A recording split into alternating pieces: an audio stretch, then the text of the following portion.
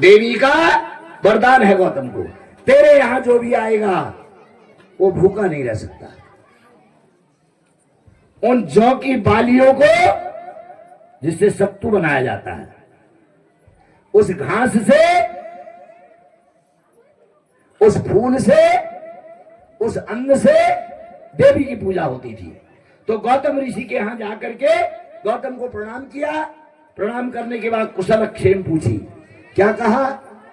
अरे ब्राह्मण देवता हो, सकुशल से हो, धन्य हो गया आज मेरा आश्रम, मेरे घर में ब्राह्मण आ गए। जब ब्राह्मण आ गए हैं मैं आपका दास हूं, मांगिए। महाराज हमने तो सुना सब जगह अकाल पड़ गया, आपके यहां अकाल नहीं है। ये ना, ये सब मेरी मां गायत्री का फल है, गायत्री का फल है। मैं स्वाहा देवी का, स्वधा देवी का, महामाया नारायणी का, उस ह्रीं का जाप करता हूं। मैं जगदम्बा को प्रणाम करता हूं, क्योंकि इसके यहां महामाया ने प्रसन्न होकर के अक्षय पात्र दिया था, एक कमंडलू दिया था, अक्षय पात्र, जिससे कभी नाश हो ही नहीं सकता किसी भी चीज का। ऐसा पूर्ण पात्र मुनि ने देवी को देकर के क्या कहा था? इस पात्र के द्वारा तुम कुछ भी करने के लिए सामर्थ्यवान रहोगे। गायत्री देवी ने जब वो पात्र दिया, गौतम ऋषि रोजाना उस पात्र से जल लेकर के संध्या करते थे। संध्या करने के बाद उस जल को खेत पर छिड़कते थे। वहां छोटे छोटे जौ जमने लगे, छोटे छोटे तिल के पेड़ होने लगे। मुनिराज गौतम को बुलाया। अरे भाई सुनो, एक कमंडलू हमको दे दो, इसके बदले हम आपको बहुत सारा धन देंगे। अब धन कहां से देखो, तुम तो गरीब हो भाई। मैं सब कुछ तो दे सकता हूं, गौ माता को नहीं दे सकता मैं, एक कमंडलू नहीं दे सकता, दो गायत्री नहीं दे सकता, तीन, और सब कुछ ले जाओ आप। स्वर्ग के समान सारे मुनिवृंद, सारे लोग उस क्षेत्र में चले गए।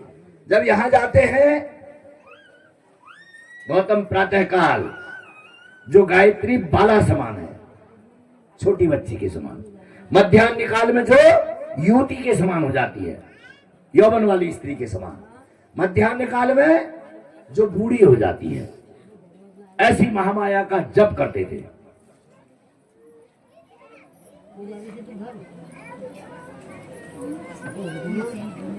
बीच में कोई आ जाता है, कौन आता है खटपट करने वाला? कौन देवता है बताओ?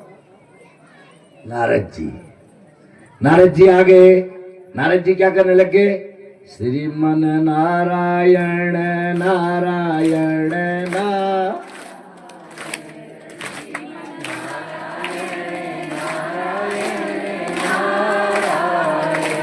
श्रीमन नारायण नारायण नारायण, ओमन तारायण तारायण।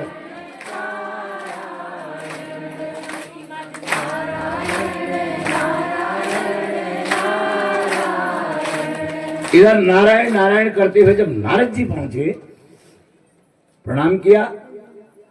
नारद जी ने पूछा,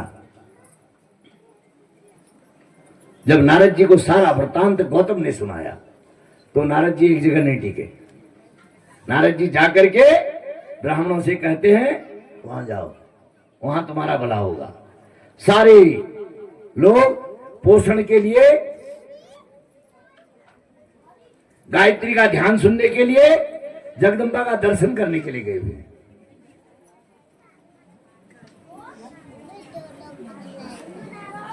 हमको ऐसा दे दो, क्या अक्षय पात्र, गौ, गायत्री नहीं, हम तुम्हें श्राप देंगे। उन्होंने कहा मेरा तो श्राप भी कुछ नहीं बिगाड़ सकता। क्यों नहीं बिगाड़ सकता है? इनके पास गायत्री है हमेशा। जो इनके घर में रहती है। अब ऐसे नहीं मानेगा ये। जब गाय जंगल जाती है तो किसी दूसरे की गाय भी तो आ जाती है, भूल भटक के गाय आती है। गौतम ऋषि की गाय डर के मारे गौतम ने वहीं बांध रखी है। देवताओं ने मिलकर के, काल की महिमा को कौन जानता है, एक बुढ़िया मरने को तैयार हो रही है, उसको गौ माता बना दिया, कृत्रिम गौ माता। तुम जाओ, जा करके वो जो जौ है ना, जौ, उन जौ को चर दो, तुम खा लो। जब खेत में गाय आती है तो हम क्या करते हैं, हाँकने जाते हैं ना, तो गाय को कभी डंडा नहीं मारना चाहिए। क्या पता कहीं मर गई तो गौ हत्या लग जाएगी। यहां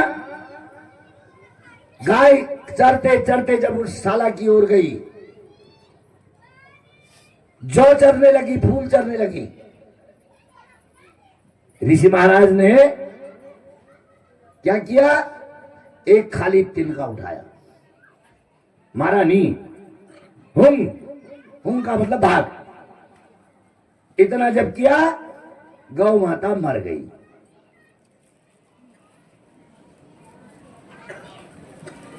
क्या प्रचलित कर दिया, गौतम ने गाय को मार दिया, गौ हत्या लग गई।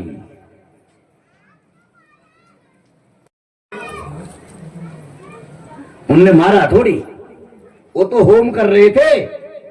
होम करने में तलवार खड्ग उठाया जाता है राक्षसों के भय के निवारण के लिए।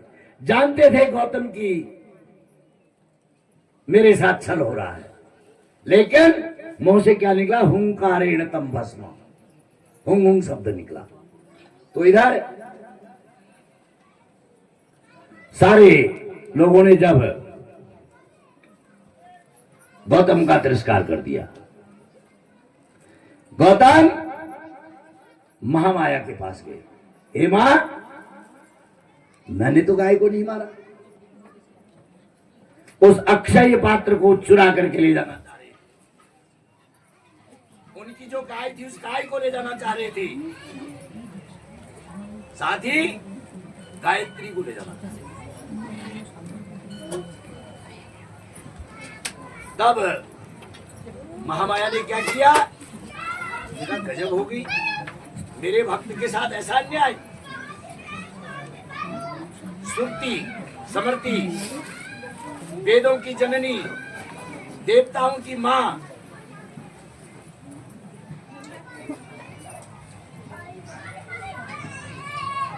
तुरंत प्रकट हुआ।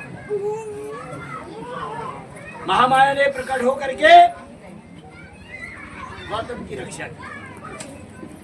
तुमने छल कर गाय का निर्माण किया है, गौतम का दोष नहीं है। और वो शिवा के पास जाकर के ध्यान लगाए हैं, क्योंकि इनको गौहत्यारे को कहना पड़ता है, गाय की पूंछ लेकर के मैं गौहत्यारा हूं। जब गाय मारी जाती है तो अल्मोड़ा में धर्माधिकारी बैठते थे हमारे कुमाऊं के, उनके पास जाना पड़ता था। वैसे ये हत्या का फल मिलेगा, ऐसा सोचकर महामाया जगदम्बा का तब क्या कहा महामाया ने, ए ब्राह्मणाधमो, ए मूर्खो, जाओ, तुम बिना झूठ बोले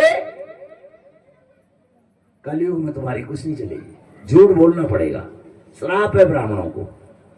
पंडित जी जब घर में आते हैं ना, होते घर में ही है, जजमान पूछते हैं, जी ततु देर के लिए, अरे क्या बताऊं, हयात सिंह मिल गया, हरीश सिंह मिल गया, फलाना सिंह मिल गया, वो आया था, चिन्ह बनाया, ये किया, वो किया, हो गया। जजमान ने सच मान ली।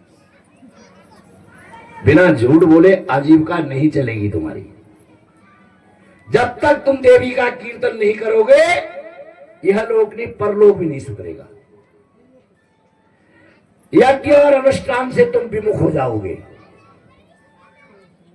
तुम यज्ञ नहीं कर पाओगे, वेद पाठ प्रवचन, गोदान, पितृश्राद्ध, इससे तुम विमुख हो जाओगे, तुम लंपट होगे, पराई स्त्री में तुम्हारा ध्यान होगा, कुंभिपाक नरक में जाओगे। इस बात को जब ब्राह्मणों ने सुना, गौतम का हृदय दयाद्र हो गया। गौतम ने ये थोड़ी कहा है इनको श्राप ही दे दो, उनने प्रार्थना की, महाराज जैसे भी है मेरे ही है, आप जो है इनको इस प्रकार का श्राप मत दो। इधर कोलाहल होता है, महामाया जगदम्बा की पूजा करते हैं, काहे से?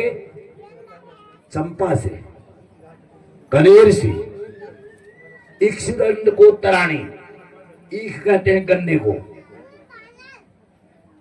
अनेक प्रकार के महामाया के इन जहां भौरे गुनगुनाते हैं, ऐसे फूल से ब्राह्मणी देवी का जो पूजन करते हैं।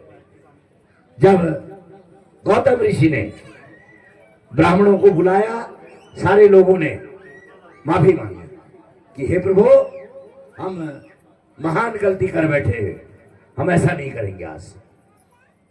तो इधर महामाया उन अधम ब्राह्मणों को कहती है, कलयुग में देवी का पूजन करोगे तभी तुम्हें मोक्ष मिलेगा और तभी तुम्हें सम्मान मिलेगा। तो सज्जनों, देवी के यज्ञ को हमें करना चाहिए, इसमें कोई भी संशय नहीं है।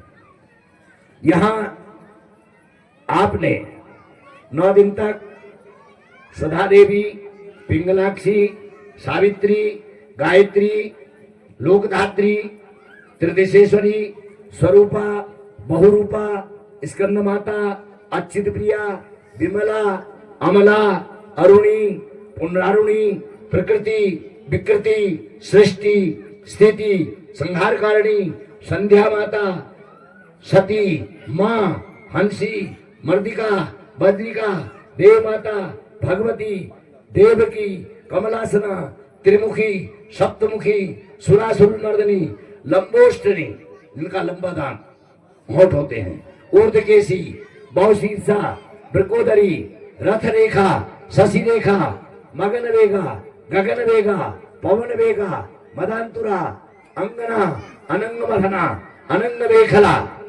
कैसी है जो सत्यवाही, कैसी है जो संन्यास कारिणी, शुचिव्रता, बागीसी, जो महामाया की 64 योगिनियां, इनका जो ध्यान लगाते हैं, महामाया के नामों का जो उच्चारण करते हैं, महामाया उसे राज्यार्थी को राज्य देते हैं, धनार्थी को धन देते हैं, कन्यार्थी को कन्या देते हैं। जिसकी जो मनोकामना होती है वो पूर्ण हो जाती है, इसमें कोई भी संशय नहीं है।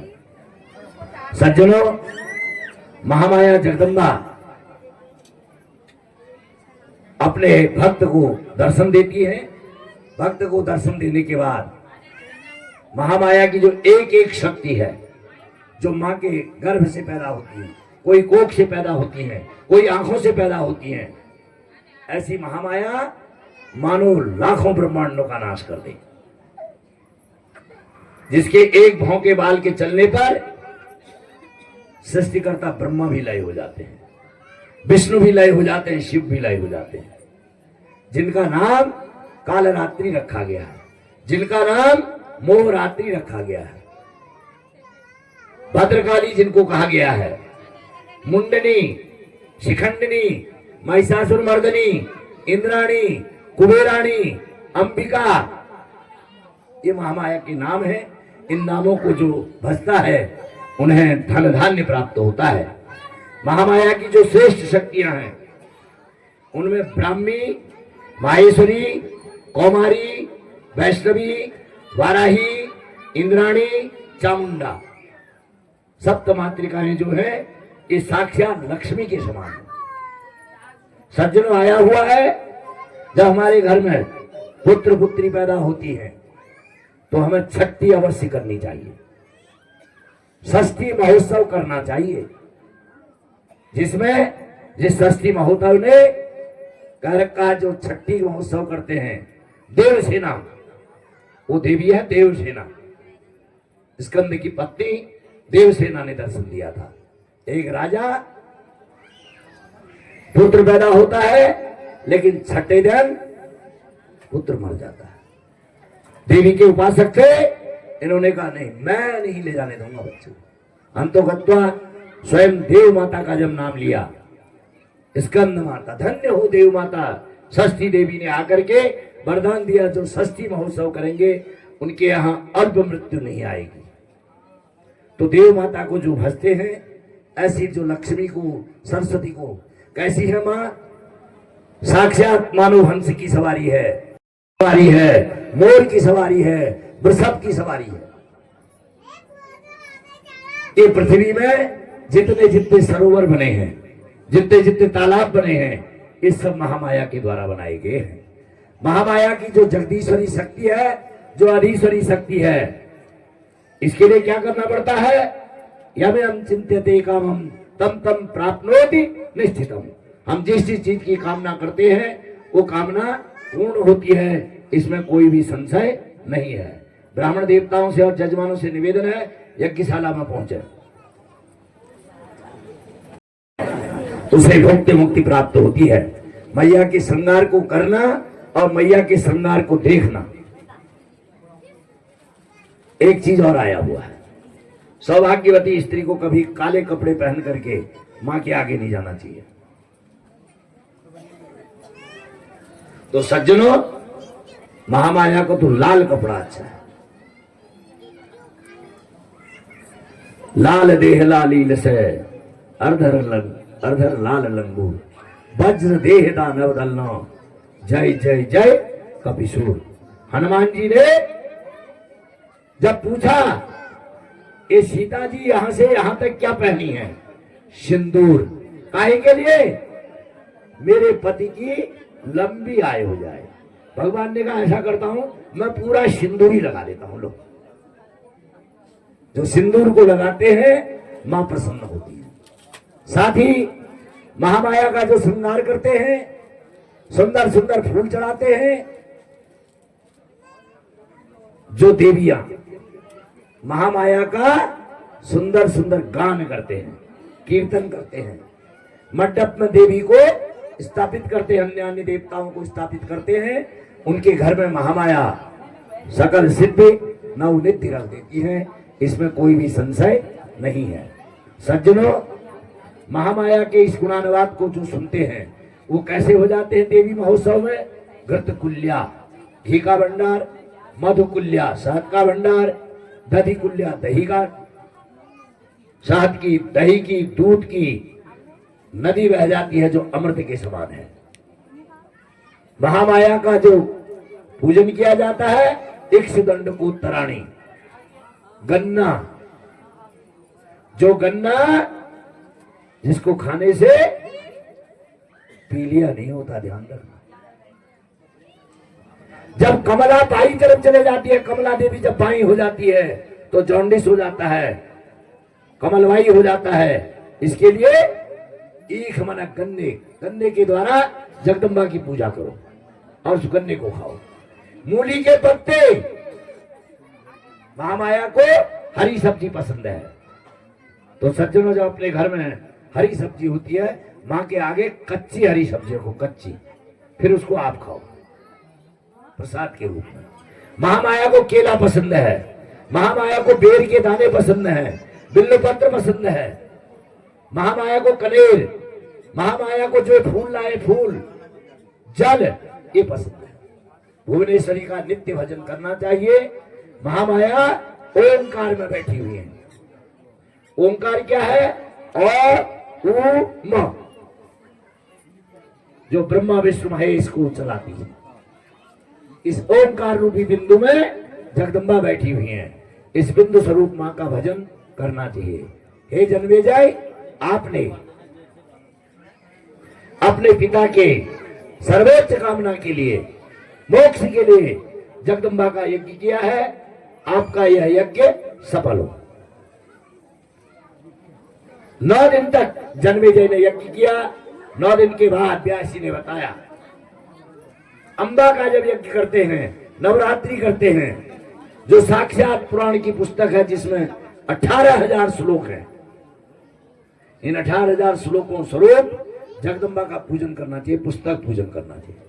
जो विष्णु के समान व्यास जी हैं, विष्णु का अवतार माना गया है व्यास जी को, व्यास जी का पूजन करना चाहिए।